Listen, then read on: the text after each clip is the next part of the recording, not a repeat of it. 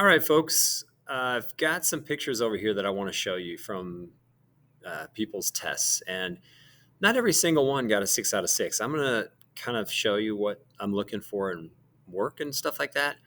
And I'd love for you to put work on every single problem, even if it doesn't say, show work on this particular problem. I'd love to see it. And I'm going to start this one by, I don't have a picture of any student work for number one, but I'm going to show you the n minus 2 times 180 formula. Okay, that gives us the sum of every single interior angle. And for a pentagon, the n is equal to 5. We got 5 sides in a pentagon, so I plug 5 in for n. So I go 5 minus 2 times 180, and that gives me 3 times 180, and that gives us 540 degrees. So this, is not 540 because they want each interior angle. They don't want the sum of all of them. And it's a regular polygon. So regular means that all the angles are equal. So I got one more step to do. I go 5, and I'm going to divide into 540, and it goes 1, 0, 8. So 108 goes on this line. All right. So the next one, you wouldn't have to show the work for hexagon because it's just gone up to 6 sides. And when it increases, every time it increases by 1, the sum goes up by 180 because we've got another triangle that we're kind of adding on. We did that little experiment. So if I add 180 to that, I get 720 degrees. If I take 6 and I divide it into 720, that gives me 120. So the interior angles of a hexagon are 120 degrees.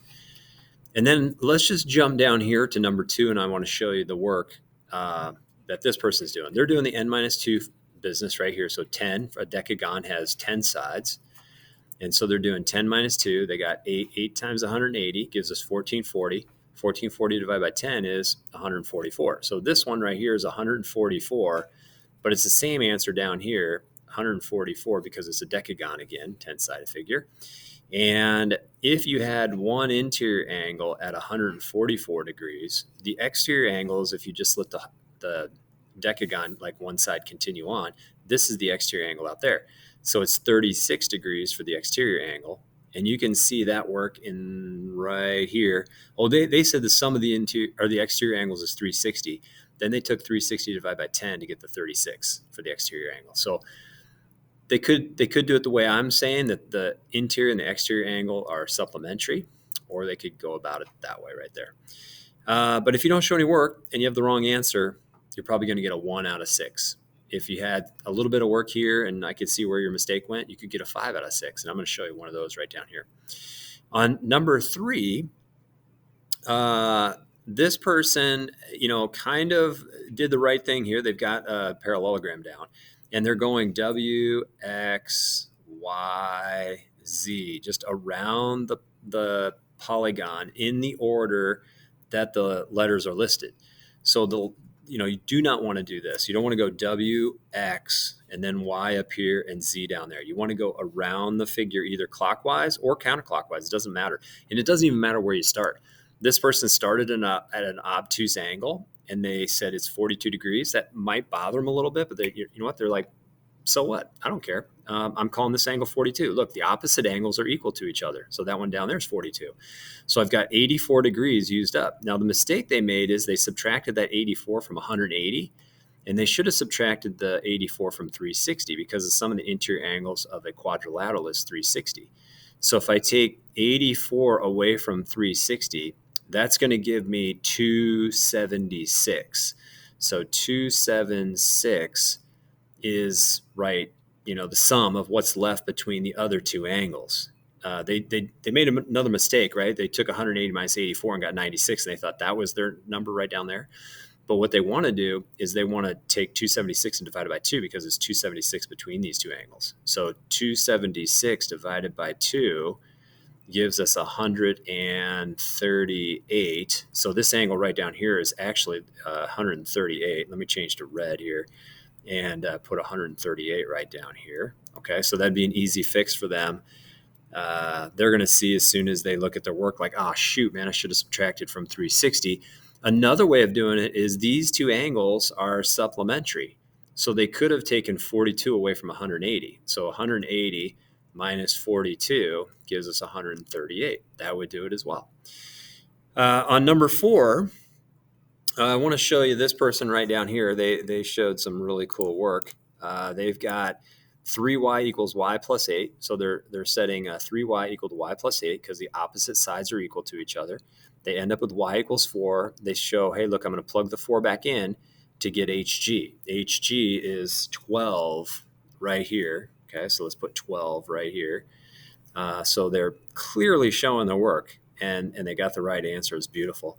And then they said, well, if I add these two angles right here, they've got to be supplementary. So they're adding them together. They're setting equal to 180, and they're doing all their arithmetic correctly. So like they're adding 15 to both sides, they're adding 5 to both sides. They got 200.